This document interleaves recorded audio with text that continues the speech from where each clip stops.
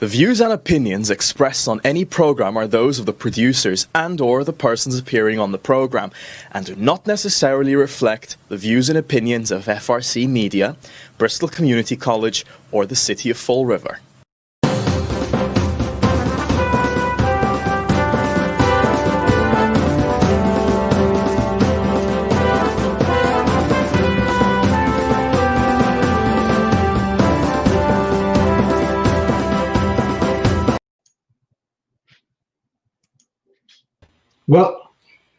Well, hello. Welcome to Spindle City Straight Talk. I'm Jeff. And I'm CJ. And it's Friday in the Riv. And that intro, the last two shows, has been a little, it's been not coming across as normal. But hey, we'll find out. But I guess it's time to go to Commander COVID. Yep. And today's numbers, the numbers as of 4 o'clock yesterday afternoon, was 134,277 total cases in Massachusetts, 409 new cases, 9,350 total deaths with 8 new deaths, and Bristol County had 10,452 cases. In the city, we increased by 6 cases to 2,178, and we remain at 135 fatalities. And we are still in the yellow zone. So if that helps you out any to understand what's going on. Yeah, if you believe the numbers, which is another issue. So, but hey, it is what it is, and that's what we have.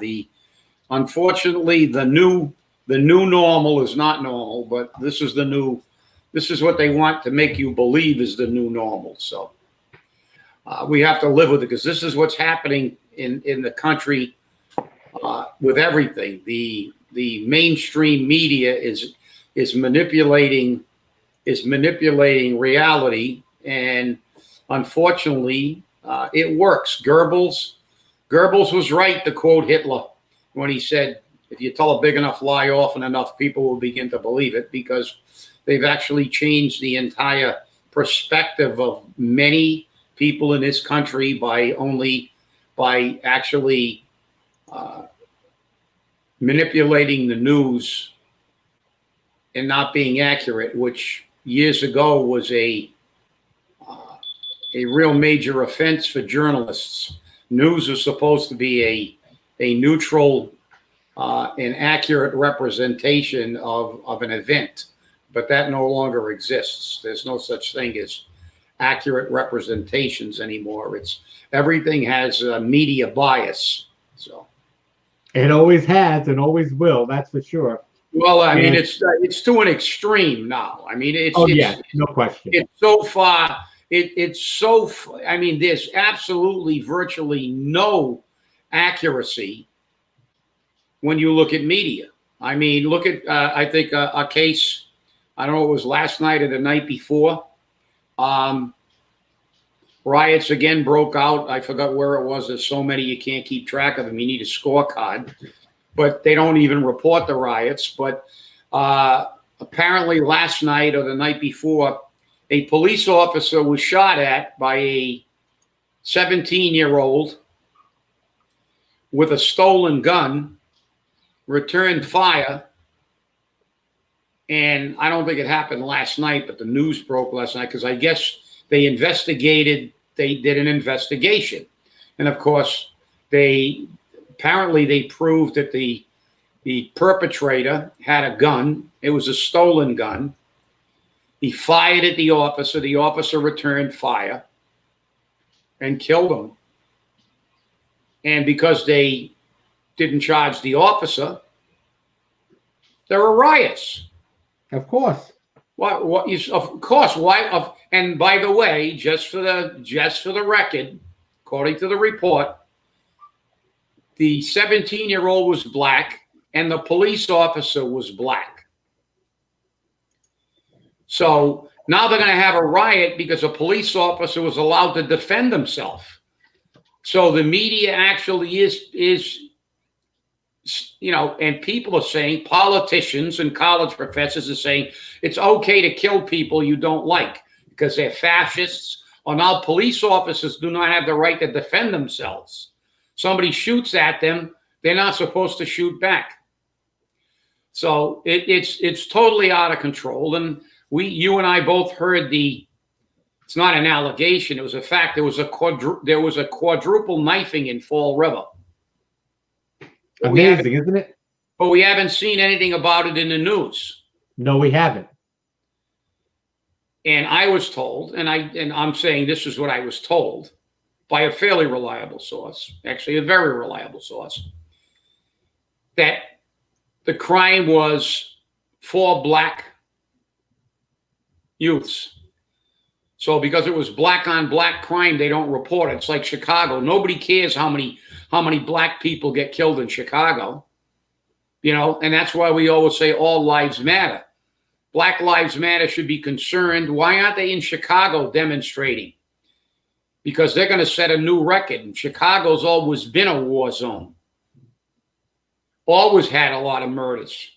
But now they're going to set a new record. There are children and innocent people being murdered in Chicago and shot in Chicago every single day. And every single weekend, they're up in the 50s and 40s and shootings, murders. But you never see that reported. It's just an aside. Oh, Chicago had 52 shootings this weekend. Okay, next thing. But wait a minute. We've got something that fits our political agenda to report, and we're going to spend an hour and a half talking about the fly that landed on Mike Pence's head. I wondered when that was going to come up. So this is what the news has been relegated to. We have Radio Pravda and television Pravda. The media has now become an extension of the government, like it is in China and Russia. So, I mean, you can't depend on the media. The 24-hour news cycle has been the 24-hour become the 24-hour propaganda cycle. Right. And look, report the news. We're all adults. We can take it if there's a murder. But, the identity politics is overtaking it. They will refuse to talk about black on black crime because then it actually highlights the fact that that's the majority of the crime that takes place against blacks. And that doesn't fit their narrative.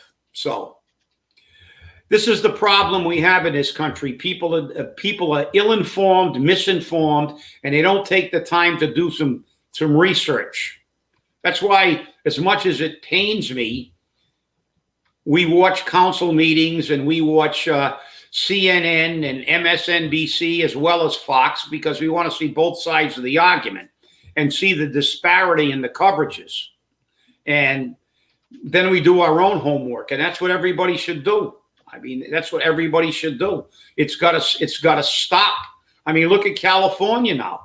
They're actually looking at a bill to allow discrimination. They want to repeal their anti-discrimination law. Can you believe that? And you know why? They say because too many white people, and remember, not only whites now. So this is reverse discrimination. This is racism on the part of them. And too many yellow people have important positions on boards. They get too many college admissions disproportionately. So they want to be able to actually practice discrimination. So their answer to what they perceive as discrimination is to discriminate against everybody else and say, this is the way you fix it. No, there should be no discrimination, period. Just like all lives should matter. This whole thing is racist and discriminatory. The entire movement, because they only look at one color. And nobody, I don't care what they say, my opinion is, the race that's been discriminated the most against are the Orientals. All you got to do is look at what happened to them when they brought them over to build a railroad. And on the West Coast, they had anti-Chinese leagues that would go out and actually kill Chinese people. Look what happened to the Japanese during World War II when they were stuck in internment camps. Now, Orientals are being penalized for being smart. It's like there's too many Orientals getting into college. So, I mean, this is beyond absurd. This is beyond absurd, and it's just a game to make everybody, the rich people are financing this. All the millionaires are financing BLM and everything else, because what they really want, do you really think the rich people are financing this so you can take all their money away with this manure about we're going to tax the rich? They're going to take over the country, and they're going to make all the money, and they're going to make everybody into slaves. We're going to have slave labor. You're going to be working for peanuts because that's what they want. If you really think, because tell me this, what does somebody living in a ghetto, a rich, spoiled college brat from a wealthy family, and millionaires and billionaires have in common? My answer to that question is nothing. But what they have is now a common cause, because the rich people got them all together to overthrow the government and turn this into a socialist country so we can have Venezuela and Russia, where everybody works for peanuts and the ruling class makes all the money. So that's, and you can disagree with me, fine. Anybody can disagree with me. But the fact is, all I got to do is say, just look at it. Look at it. Because what does a billionaire have in common with somebody that is having trouble making rent or living in their mommy's basement? Nothing. You think they really care about you? Boy, are you delusionary. So, we only got a couple of more weeks till the election, but any of you people that think this is over when the election is over need serious medications. So that's my rant for this morning, because every time I turn on the TV, I go ballistic when I see that. So I see them in a store in Wisconsin, looting the store, walking out with everything in the store, but there's nothing. There's nothing. They're telling you, the media is telling you, oh, it's only a small percentage. Only a small percentage. Breaking people's windows and houses and businesses, but that's no big deal. I'll tell you what. Break Robert De Niro's window. Break the mayor's window of some city and see how quickly, like Lori Lightfoot, soon as they set foot near her property, she had everybody surrounding her house. Right. But when they go to your house, it's fine. So, because you're just another, all you are is a taxpayer. Well, it's very interesting to see how we handle things in Fall River, because Fall River seems to be its own microcosm. It's like exempt from the rest of the world, it appears. Nothing seems to fit the narrative. And you have to laugh about it, because if you don't, you'll cry. We have crime going on. Nobody reports it. Nobody talks about it.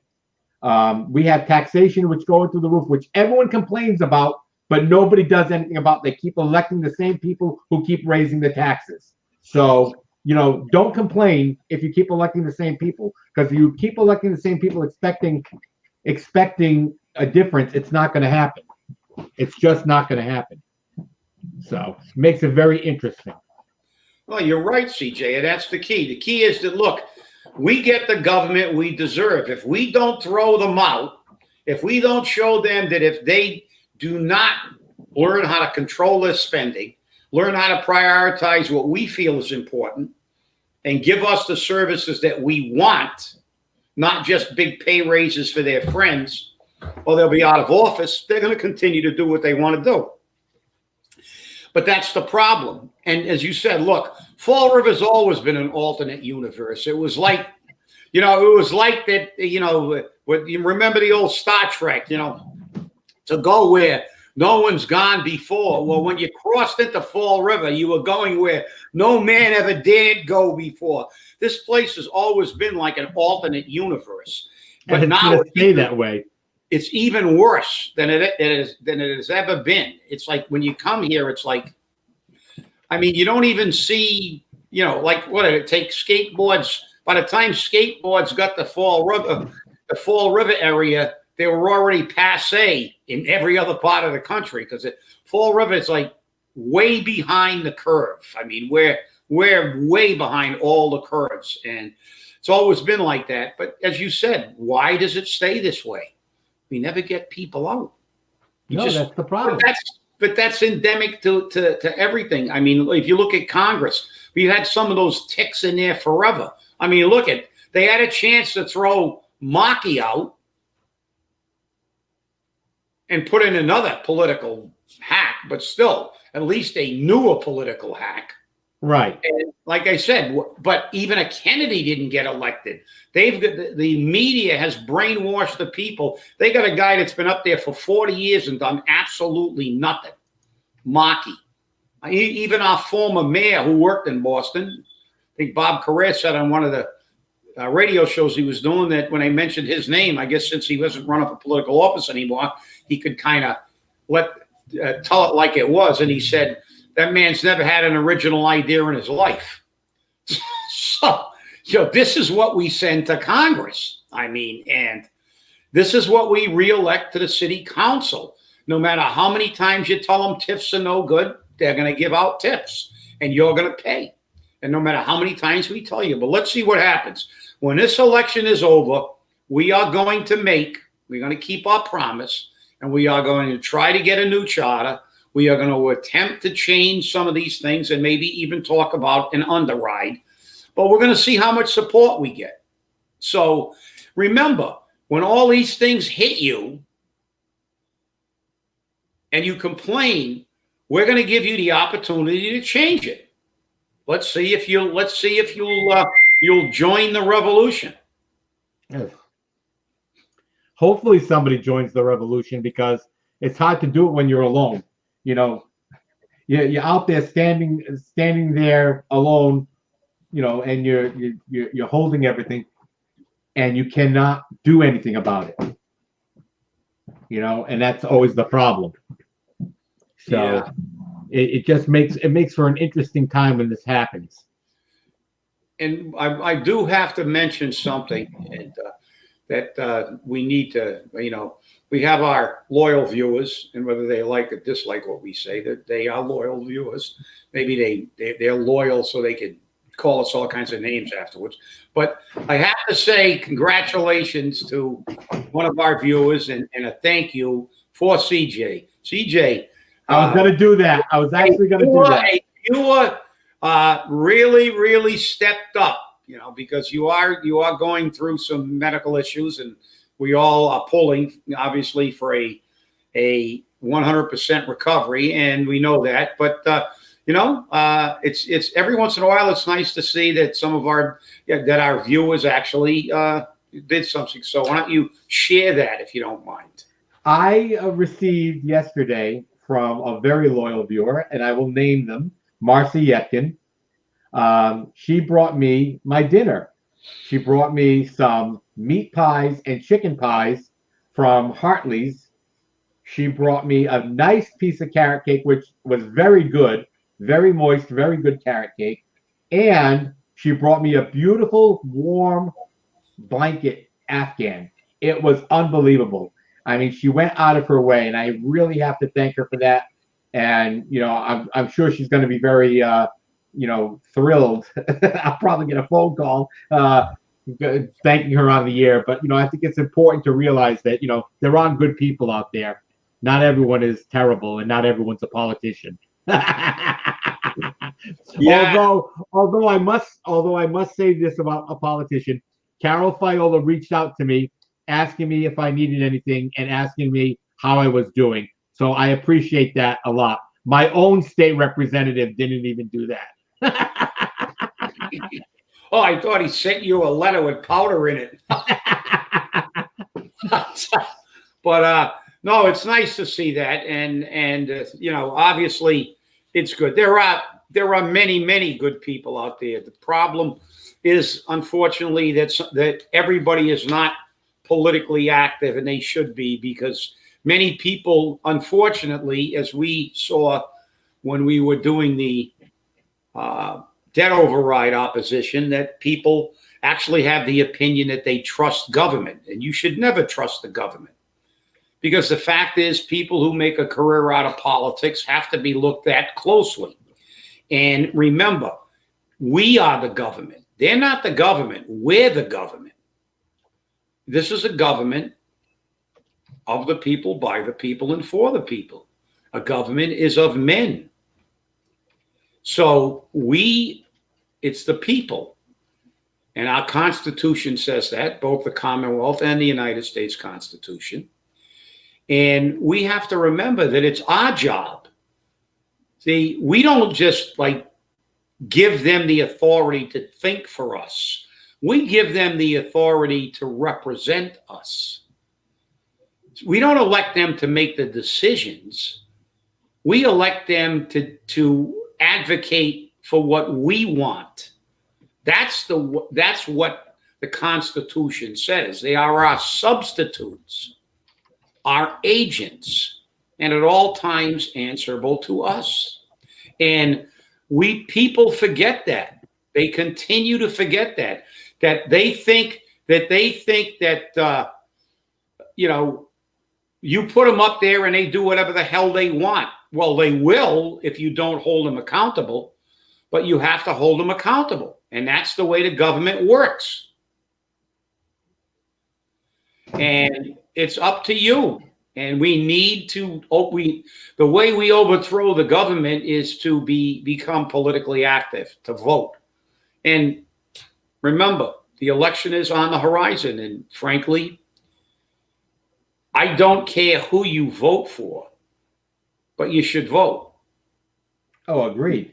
Agreed. I mean, obviously I have my opinions and who I'm going to vote for, but there are other issues on the ballot. There's issues about the automotive service.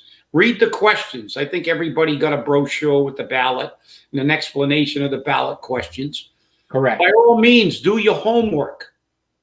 Read.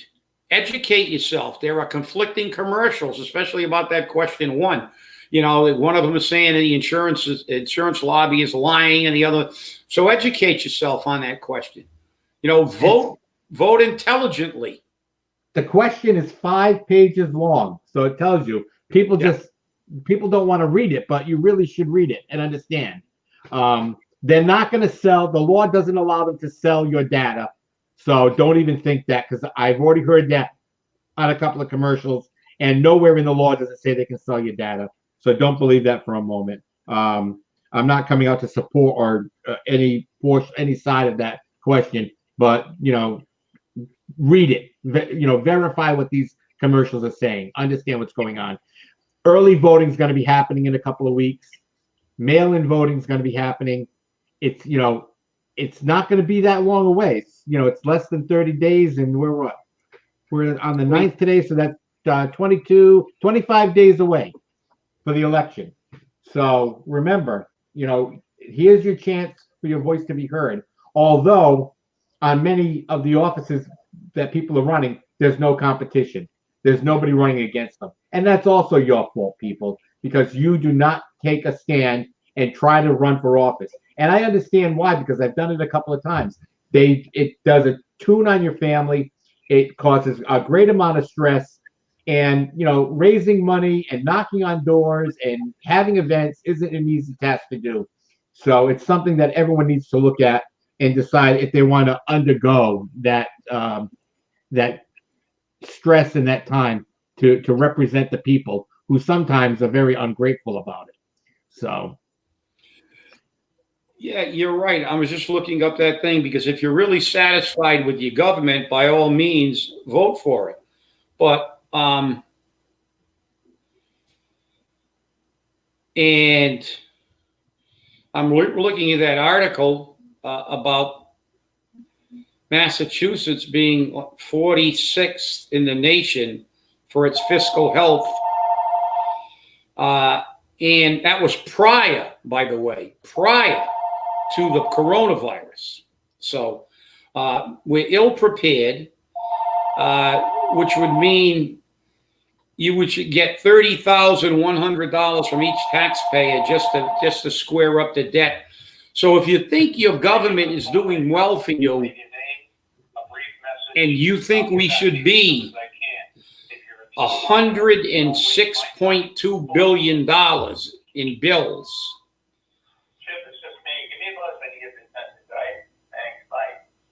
Who the hell's calling me on my outside phone and asking me to call them when they know my cell phone number? It's kind of tough when you're doing this show from home because everything around you, people, places, things, dogs, cats. Yeah, it's like really weird. It's like, you know, and that individual knows my cell phone number, and I don't understand why it's not on my cell. Didn't call the cell, which I have on silence, but it didn't vibrate either. But we're $106.2 billion. We have bills and only $25.3 billion available. So do the math. It's just staggering.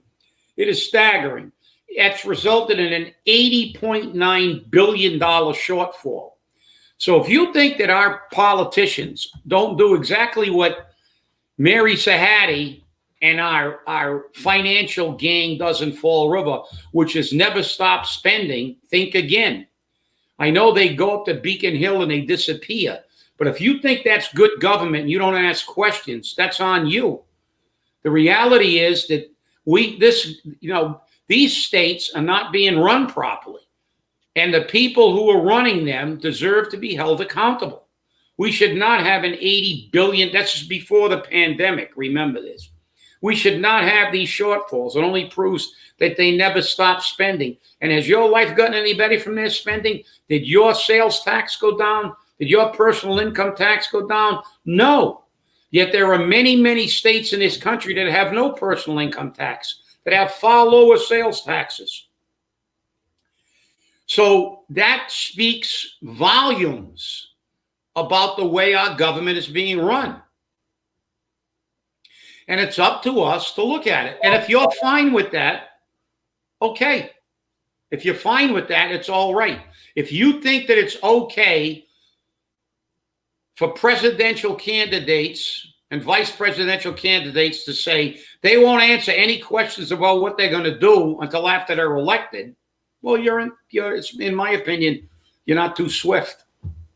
You know, maybe I think you're 6 packs short of 6. Because I want to know what they're going to do. If you tell me you're not going to tell me what you're going to do with the Supreme Court, that you're going to change the rules to fix it, and you're going to change all the rules of America, well, okay. If you're good with that, well, good. Vote for them.